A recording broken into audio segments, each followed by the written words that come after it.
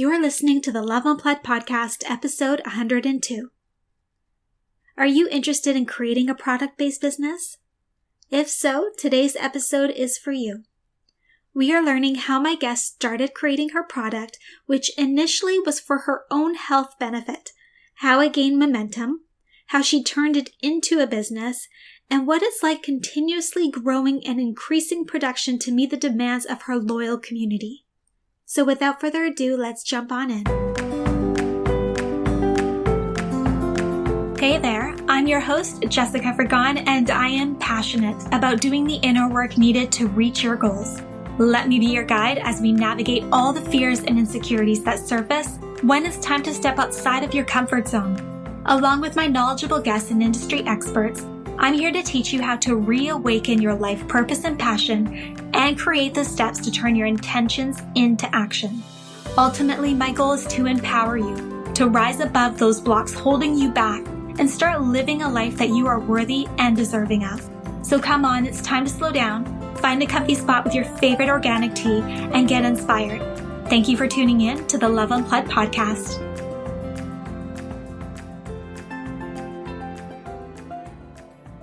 Hello, loves. Today I am joined by the lovely Lindsay Erin Wilson, founder of Venice, whose mission is to heal the body.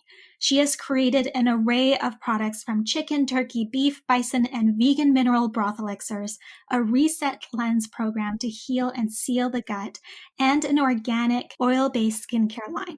And then for those that are wanting a little bit more support, she offers health coaching services as well.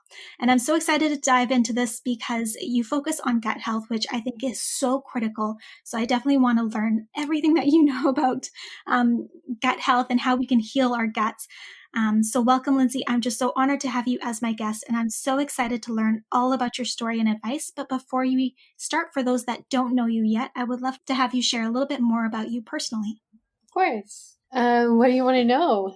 So where are you located exactly? I live in Playa del Rey, and then our store front is in Venice on Abbot Kinney.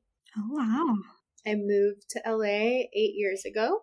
So I've been here a while and always on the west side. So this is definitely where my community is and where I feel at home now. How are you liking it in LA? Is it quite different or? Yeah, I love it. I moved from Chicago. I love the access to the outdoors and being able to go for a hike and take camping trips on the weekend or go to the beach. And the weather is amazing. I think eventually I'll be ready to move out of the city, but LA has been a wonderful place for me to explore professionally and build my career. And I have an amazing community out here and a lot of friends and a great support system. So yeah. That sounds amazing. I haven't been to LA. I've always wanted to go, but I mean, the weather itself, it must be completely different than Chicago. So I'm sure that that's been a treat for you. Yeah, I always intended to stop in Chicago for a little pit stop, and I was on my way out to LA, and I ended up staying 3 years instead of one summer. So I was there longer than I intended, but it's a different culture, different weather, different culture. Great food and architecture in Chicago, but definitely more of a drinking city and less outdoor activities for sure. Yeah, I feel like California itself, I feel like has much more of a focus on health and wellness, which definitely aligns with what you're doing. Yes, very much so out here, especially on the west side and specifically in Venice.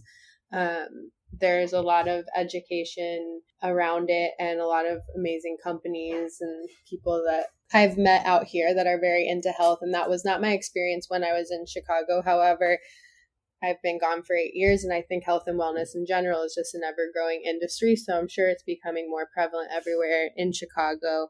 But I think of LA and the West Side as more of like a impetus for that industry. Definitely. I would love to go back a little bit in time and hear about your own personal health journey and what led you to finding or discovering this passion of yours, bone broths and, discovering their value and the benefits that they have on our bodies. I really started getting into food as a way of preventative care and food as medicine back in 2010 when my mom was diagnosed with breast cancer. That was really a wake-up call for me that my lifestyle and food choices could affect my health long term, and I wanted to do everything I could to prevent disease. I started getting really into researching the benefits of foods and superfoods and experimenting with different diets like veganism and paleo and vegetarian and everything in between, juice cleanses. I love to cook. I grew up, my mom cooked dinner for the family every night and we gathered around the table. So food and has always been important to me. And so the more I got into researching different ingredients and health, the more I engaged with it in terms of preparing food for myself and experimenting with different ingredients or philosophies and ways of cooking and eating. And it just naturally progressed over time. And back about, maybe 5 years ago, 6 years ago, went off birth control. Maybe that was longer, 7 years ago.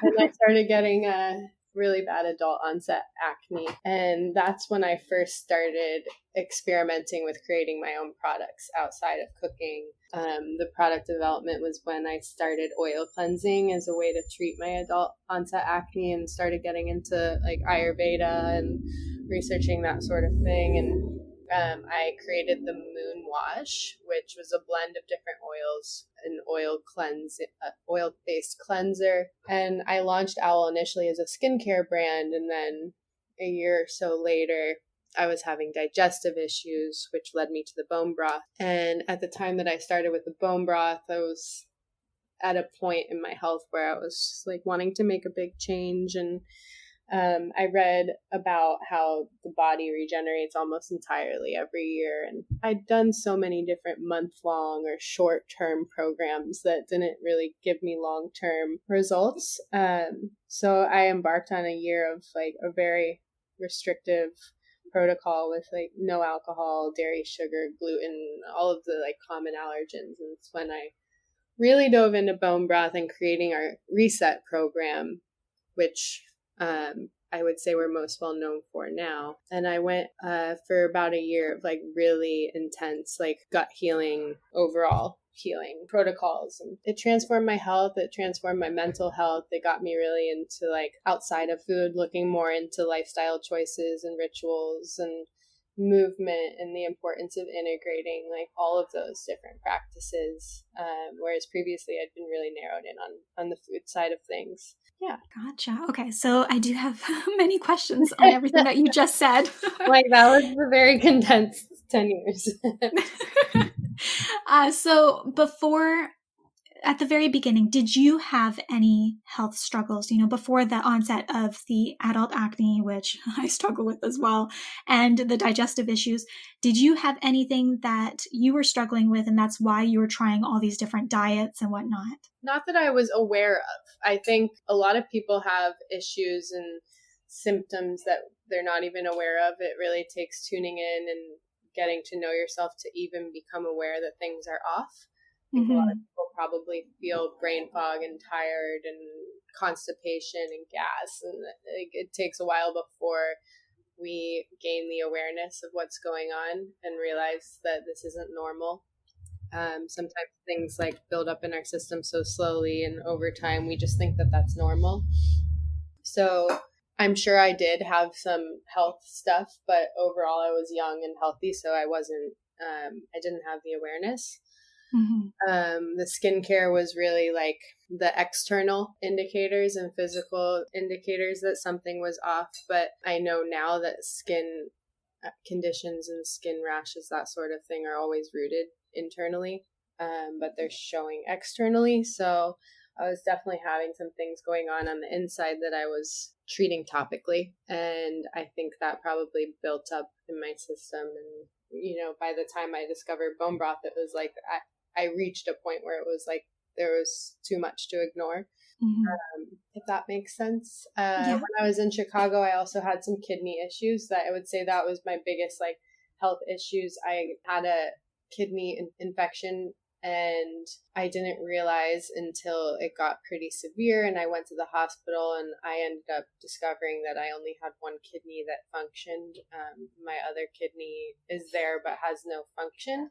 And after that, I went on some serious antibiotics for that initial infection, and then had a 1 to 2 year period where I was getting reoccurring infections and was going on multiple rounds of antibiotics. So I think that's probably what really like destroyed the integrity of my gut and my microbiome. And that's what kind of caught up to me years later. Yeah. Wow, that's quite the journey, I must say. Now, when you talked about these different diets that you tried, and I want to bring this up because a lot of people do try all these different diets that are out there and they don't always have success. And I would love to know, what was your experience jumping from one to another, and how did you feel? And, how did you discover that it just wasn't working for you?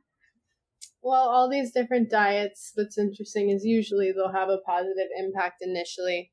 But over time, like they can be too restrictive, or just, it's never a one size fits all in my experience after going down these different roads of, I call them diets, but they're really like philosophies on health and well-being that are contained, I guess. Mm-hmm. So for me, I like to explore all of those philosophies and take bits and pieces and what works for my body, because it's not a one size fits all.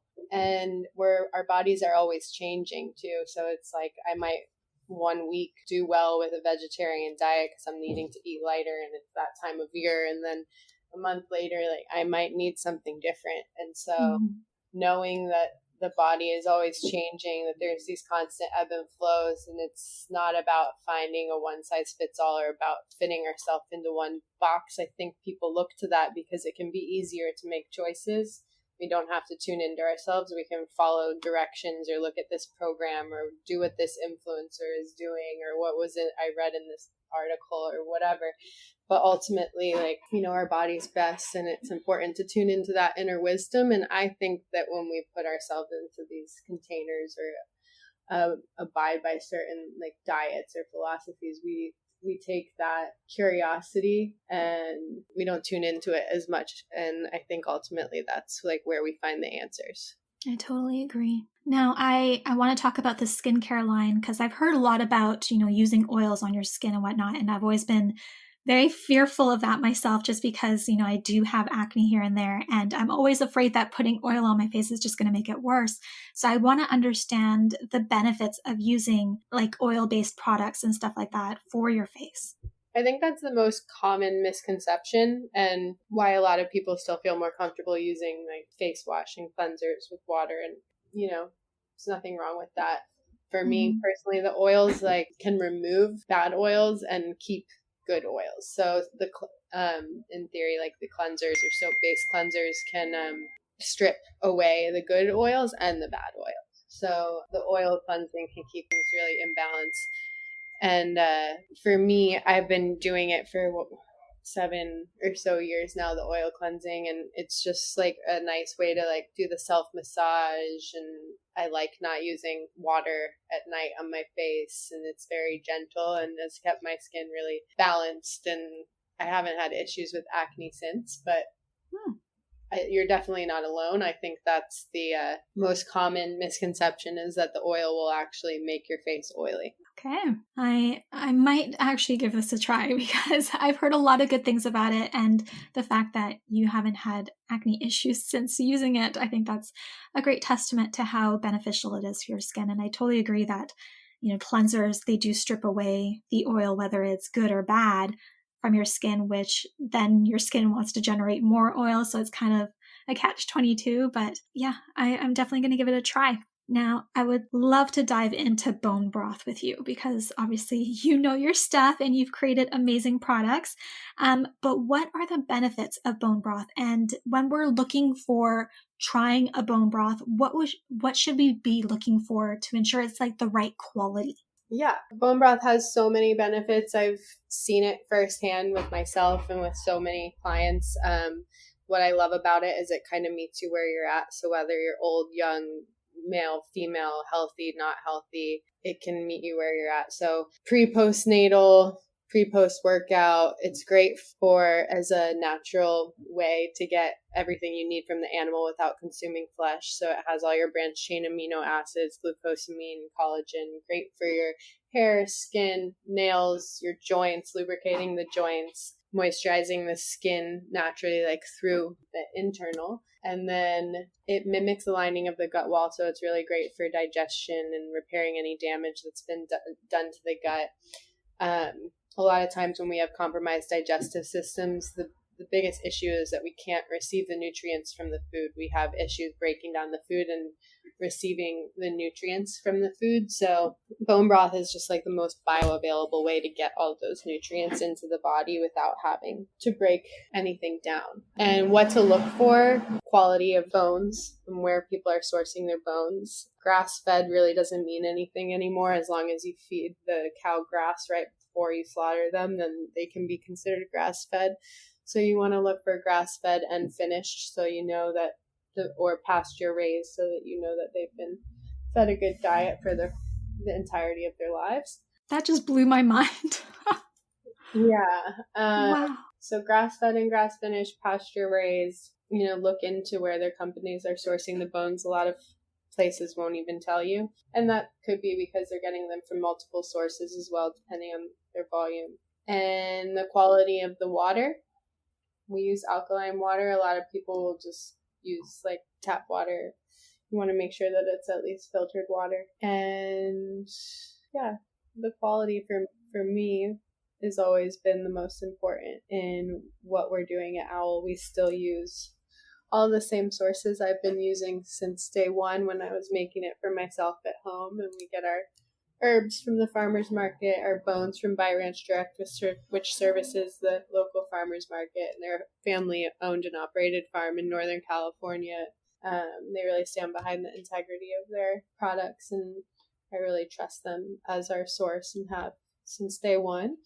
And then all of our vegetables are sourced from local farms, and they're all organic. So, yeah. Awesome. Now, I know that you have different types of bone broth, like chicken, beef, or bison, things like that. Do they have different health benefits? Yeah, just like eating beef or bison meat has different range of benefits and nutrients. There's not to say one that's better than the other. The beef and the bison are going to be a bit richer and more nutritionally dense. However, they say the best is to get like a range of different broths. That's what I tend to do. I would say most, like overall, I lean towards the chicken, but I get in different moods and modes, and I use them all interchangeably. What inspired you to turn it into a business? So when did you know that, okay, this is actually really, really good. It's helping me. Others would actually benefit from it. What was that moment like? Well, when I first started the bone broth, I would say after like 2 months, I lost like 20 pounds. So my friends started noticing like a physical transformation and started getting interested in what I was doing, and I started sharing it with them. And then I had a friend whose friend was going to a colon doctor and was recommended to have bone broth, and she called me up. She's a dear friend and mentor, and asked if I would be willing to make her friend some broth and that he would pay me. So I was like, sure, that sounds cool. And I made some for him, and I had a few quarts left over, so I put up a post on a Facebook group. It was a women's only Facebook group, and I got like 100 orders in a week, something like crazy like that. And I was like, well, I think I just started a business. I don't think I like intended to do it. It just naturally happened, and we've really been trying to figure out how to make more ever since. That's always been our challenge. Mm-hmm. Now, what was your experience like starting and launching this business? So, coming up with your branding, coming up with the final recipes, launching your product, what was that process like? Did you create a plan? Did you engage anybody to support you and help you through that? This is like a multiple day answer, I feel like. But I had already had the branding kind of already established because I had the skincare going as a more of a side hustle. So I had built the website, I had come up with the name, I had come up with the logo, which went through one rework iteration after we brought on a designer a couple years in, but it's very similar to the initial logo, which had the moon on the outside instead of in the middle where it is now. I had a friend literally living on my couch at the time when I launched this who kind of helped me figure out what my costs were.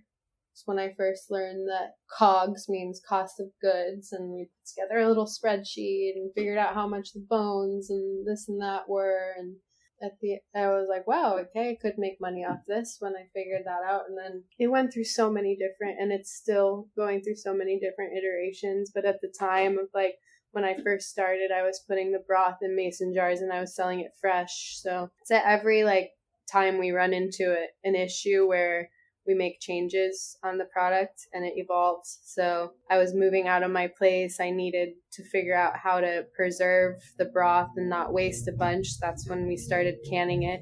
In the beginning, I put like B or C or V on the top of the jar. I had a beef, chicken, and a vegan, no labels. I was meeting people like on the street corner in the parking lot of Whole Foods. Kind of felt like semi like drug dealer. It was funny.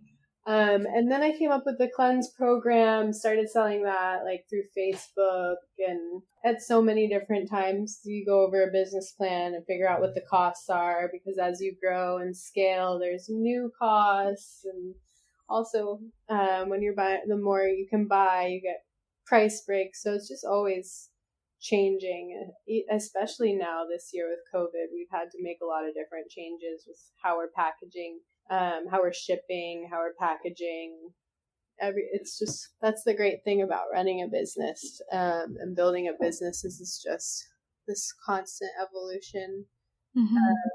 Engaging with how do we make this experience better for our customers? How do we improve the quality or maintain the quality of the product? How do we evolve and still be relevant? Like, where do we need to adapt? Yeah. Now, what key learnings did you have creating a product and growing a community, looking back over everything that you've accomplished? Keep going, for sure. Keep going.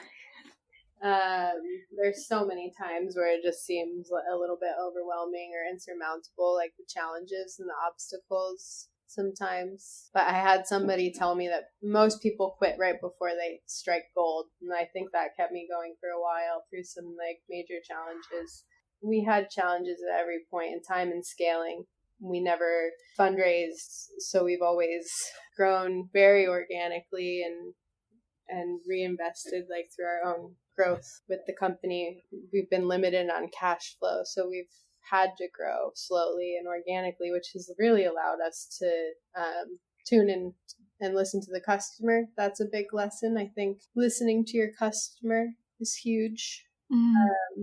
We went to demos with the chicken and the beef when we first started selling in Erewhon, and we had so many vegans that wanted to try. That's when we introduced the vegan mineral broth. So yeah, I think that they really dictate the growth and the trajectory of the company. If you tune in and listen, they give you the best feedback because they know your product better than anyone, right? And always to maintain your values. For me, it's like, that's how I make my decisions as a business owner. It's like, what's in line with my values? Because there's a lot of times where you can compromise on those things to make more money, to build your bottom line. And for me, always making sure that my decisions are in line with my values. I trust that the company will grow at the rate it needs to grow to keep me in a place where I'm provided for. Amazing. Did you struggle with anything when you were starting your business? Was there anything that comes to mind that you really had to overcome, whether it was, fears, or you just didn't know how to handle the technical side of things, or, anything like that? And how did you overcome it? I think my biggest asset for the business is that I had a very wide skill set. So I've played every position on the team. I've made the broth. I've built the website. I've done the marketing. I've done the Facebook. I've done the social. I filled out the paperwork for the kitchen and the health department, done the schedule and the projections and the customer service. And now I have a team where everyone has their roles and responsibilities, but I'm really able to understand what's going on because I've done it myself. So that came with its own challenges. of overwhelm, and I had help along the way for sure, like from my team and my ex partner. And our biggest challenge, honestly, has been keeping up with the growth without Which compromise. is a good thing. Yeah, I mean, we've been blessed with good problems. How do we make more? Mhm. And in the beginning, most of our business was wholesale, whereas now it's really direct to consumer and online, 95% of the business, I would say. So in the beginning, it was like when you're operating with wholesale accounts, it's like you're on a 30 to 90 day payment term. So it's like, how do we buy and make more inventory when our payment schedule with 80% of our business being wholesale is delayed? So we had some financial and like capital challenges, which we overcame, and it definitely kept us from growing quickly, which I think is a good thing because we've really been able to provide a positive customer experience. And when you grow too quickly and things get out of hand, and the customer suffers when the company grows too fast. So Yeah, I totally agree. How long did it take for you to start seeing your business start to take off? And then did you celebrate and take the time to look back and be like, wow, look at what we've achieved. Let's take this moment in and be present and really celebrate our accomplishments. yeah, I think the business has always been taking off. We've definitely hit roadblocks and challenges where we've questioned how we were going to make it and that sort of thing. But yeah, at every step of the way, when we get into a new kitchen, when we get into new accounts, bringing on new members of the team, being able to hire, like it's always important to take a pause and realize how much we've grown. And I'm always looking back at what we did last year compared to this year. And the growth with the company growth has been incredible to watch, and incredible to witness. And I could do more celebrating for sure because, as soon as you hit one goal or get over one roadblock, it's like there's another one ahead of you. So you definitely have to consciously slow down to do that. But as I've brought on more people and my work life balance has become more tolerable, I've definitely slowed down and taken more time to do that, especially this year. This year has been a huge growth year for us, and last year was really challenging. So it's been amazing to see, like, through this global pandemic and all of the challenges that 2020 has presented itself with, Owl's been a really stable pillar in the community, and we've really been able to continue providing wellness and nourishment to our community. So that's been amazing. And we hit our annual sales goal. My annual sales goal, we hit it in August. So Wow. that was really exciting. I went to Mexico by myself on a trip to celebrate. Ended up meeting someone, falling in love. So definitely the universe is like, you've got to slow down and celebrate and take that time for yourself. And in the beginning phases of starting a business, it can be really challenging to see outside of it and take that time for yourself. But yeah, it's important. I totally agree. Now, for those wanting to start a product-based business, given that you've had success with this, I would love to hear your thoughts on what that process is like from idea to production, just to give them a glimpse into what they're stepping into. It totally depends on the product. I think I chose a particularly challenging product to dive into first. We're not baking cookies. We're making bone broth, and it requires a long cook time and heat, fire, glass.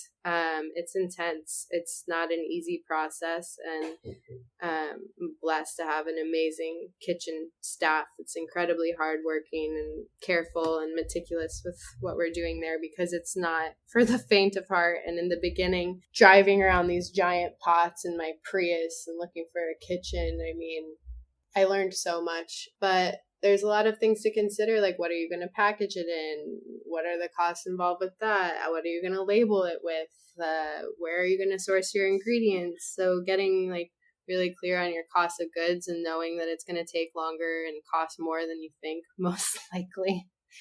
There's a lot of different ways to go about it. The way that Owl went about it was very like, we just went for it, and we just kind of went with the flow of what was coming in and how do we meet the demand. But there's different ways to go about it for sure, like really understanding your costs, building out a solid business plan, finding the capital and the cash flow to really pull it off.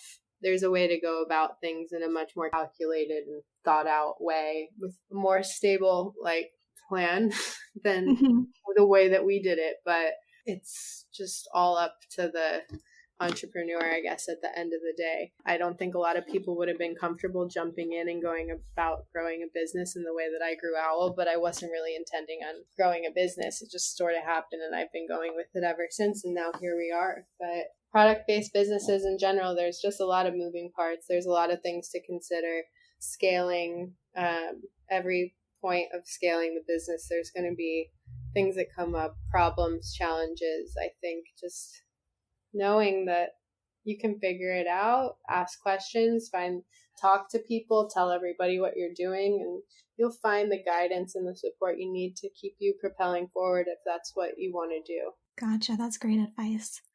Now, given that I know you have tons on your plate, I would love to hear how you organize yourself so that you start off the day on the right foot, you're able to stay on top of your to-do list and accomplish whatever you need to for the day. Yeah, I have a few running to-do lists at all times. I have like a personal thing that I'm working on, a immediate business things that I'm working on, and then like a list for later. I used to put everything on the same to-do list, and it would get me crazy, like feeling overwhelmed. But having things sorted by like a daily task list, and then a later I can focus on just what's on the day and not get overwhelmed.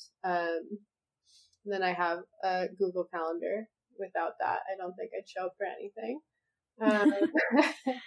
So that's kind of like practically how I keep my schedule and like tasks in order. But in terms of like my routine, I usually wake up between 6:30 and 7 and do a little bit of journaling, make coffee, feed the dogs, water the garden, and then, slowly move into my day. My day looks a lot different. My rituals and work-life balance today look a lot different than 1 year into the business, where it was like I was just working nonstop, and it was really hard to take the time to care for myself, and my stress levels were a lot higher. But now I have my mornings to myself, and I can go for a walk, and I come to the store between 9 and 11, and I work until sometime between 2 and 4, and then I have my evenings to get some movement in and cook myself dinner and go through my evening routine, do my moon wash and put on my moon glow and do a little stretching and winding down before bed, maybe a bath. So yeah, I've come to a place where I have a good flow and rhythm. But there was also a time where for a year I was living out of a storage unit and labeling jars on the side of the street at 7 in the morning or whatever, labeling in the living room until 3 in the morning. It's an evolution. So I think every entrepreneur will know the struggle and know that like there is light at the end of the tunnel, and the goal is to get to a place where you have the flexibility to make your work a lifestyle. And I feel like I've achieved that with Owl at this point, but it wasn't always that way. And there were moments where I was like, I started this company because I wanted to be healthy, and here I am like eating pizza and stressed out and having a nervous breakdown because I don't know how I'm gonna like do XYZ. But yeah. Now, given that you're in a good place, obviously your day sounds amazing, and I would love to have a day like that. But you had a very different time or schedule when you were starting out. So now that you're in this place where you've kind of settled into your role, into your business, what does self-love mean to you?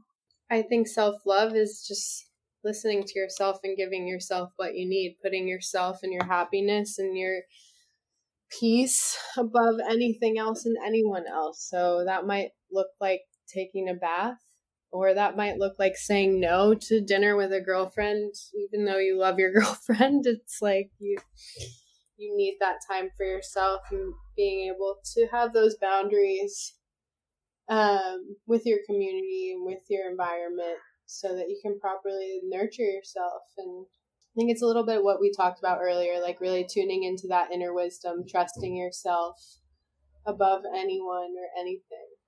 Mm-hmm. That's such great advice. Now, is your bone broth available like in Canada as well? Like, is it just in the States? Do you ship everywhere? we ship nationwide, and we've done a few shipments to Canada. There are some, because it's a food item, we've had some issues with customs with Canada, and there's additional fees and that sort of thing. We've done it a couple of times for some special cases, but we're mostly nationwide in the US, and we also ship to Alaska and Hawaii. So, yeah. All right. So if anybody wants to learn more about you, where can they connect with you? Where do you hang out the most? I'm at the shop a lot, Monday through Thursday, typically. You got me in on a Friday, so I'll be here today. And then we're very active on Instagram. So Owl Venice on Instagram and owlvenice.com. I'm available for health coaching as well as Lillian, so you can find out more information and connect with me there. Yeah. Awesome. Well, thank you so much, Lindsay, for sharing your story and the many benefits that bone broth has on our health. I know so many are going to benefit from hearing your experience and your knowledge about business as well. Thank you for having me. Such an honor.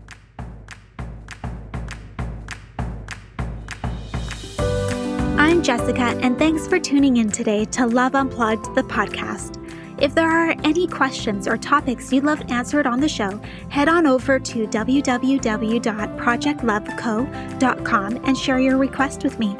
If you haven't yet, go to iTunes and subscribe, rate, and review this podcast and share it with a loved one.